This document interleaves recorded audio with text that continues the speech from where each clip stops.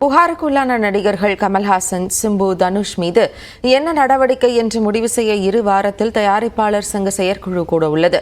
அவர்கள் மீதான புகார்கள் என்ன, எந்த மாதிரியான நடவடிக்கை எடுக்கக்கூடும் என நமது செய்தியாளர் செந்திலிடம் கேட்கலாம். செந்தில், இது குறித்த விவரங்கள்.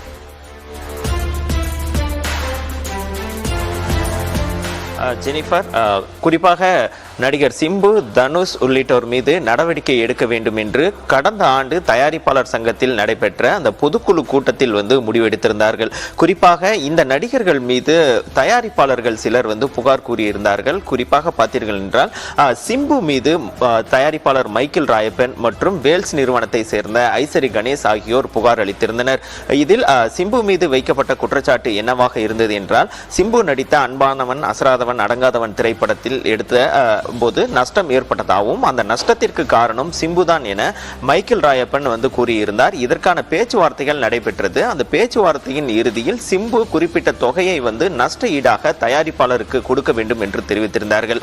ஆனால் இந்த தொகையை சிம்பு சம்பந்தப்பட்ட தயாரிப்பாளருக்கு கொடுக்கவில்லை. அதற்கான பேச்சுவார்த்தை மீண்டும் தொடர்ந்து நடைபெற்று வருகிறது. ஆனால் அதில் இறுதி முடிவு எட்டப்படவில்லை. அதே போல இன்னொரு தயாரிப்பாளரான ஐசரி கணேஷ் தங்கள் நிறுவனத்திற்கு படம் நடித்து கொடுப்பதாக, அதுவும் குறிப்பாக கொரோனா குமார் என்ற திரைப்படத்தில் நடித்து கொடுப்பதாக உறுதியளித்து முன்தொகை வாங்கியிருந்தார். ஆனால் அந்த தொகையும் திருப்பி வழங்கவில்லை, அந்த கால்ஷீட்டும் கொடுக்கவில்லை என்று புகார் கூறியிருந்தார். இதற்காக அவர் மீது ரெட் கார்டு விதிப்பதற்கான விவாதம் நடைபெற்றது. அதே போல் தனுஷ் தேனாண்டால் நிறுவனத்திற்கு ஒரு திரைப்படத்தில் நடித்து கொடுப்பதற்காக சம்பளம் பெற்று அது திருப்பி தரவில்லை, கால்ஷீட்டும் வழங்கவில்லை என்று கூறியிருந்தார்கள். இது போல பல நடிகர்கள் மீது அந்த குற்றச்சாட்டுகள் இருந்தது. இதற்கு தீர்வு காணாமல் இருந்தது. இதற்காகத்தான் கடந்த ஆண்டு நடைபெற்ற அந்த பொதுக்குழுவில் இந்த யாரெல்லாம் தயாரிப்பாளர்களுக்கு ஒத்துழைப்பு வழங்கவில்லையோ அவர்கள் மீது நடவடிக்கை எடுக்க வேண்டும், அவர்கள் மீது ரெட் கார்டு விதித்து அவர்கள் படங்களுக்கு ஒத்துழைப்பு வழங்கக்கூடாது என்று முடிவெடுக்கப்பட்டு ஒப்புதல் பெறப்பட்டிருந்தது.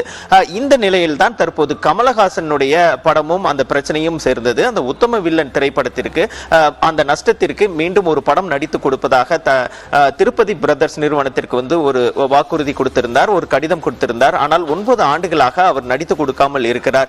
இவர்கள் மீது அனைவர் மீதும் நடவடிக்கை எடுக்க வேண்டும். இந்த ஒப்புதல் பெற்ற அந்த பொதுக்குழுவில் ஒப்புதல் பெற்ற அந்த இதை நடைமுறைப்படுத்த வேண்டும் என்று அவர்கள் தீர்மானித்திருக்கிறார்கள். இதற்கு தொடர்ந்து பேச்சுவார்த்தை நடத்தினாலும் இந்த நடிகர்கள் முழுமையான ஒத்துழைப்பை வழங்க மாட்டேங்கிறார்கள் என்ற பிரச்சனை இருந்து வருகிறது. இதன் காரணமாக தான் ஜூன் முதல் வாரத்தில் நடைபெற இருக்கக்கூடிய அந்த செயற்குழு கூட்டத்தில் நிர்வாகிகளுக்கு செயற்குழு உறுப்பினர்கள் ஒரு அழுத்தத்தை ஏற்படுத்த உடனடியாக அவர்கள் மீது ஒத்துழைப்பு வழங்குவதில்லை என்ற நடைமுறையை கொண்டு வர வேண்டும் என்று அவர்கள் கூற இருப்பதாக நம்மளுக்கு தகவல் கிடைத்திருக்கிறது. ஜெனிஃபர், விவரங்களை வழங்கியதற்கு நன்றி செந்தில்.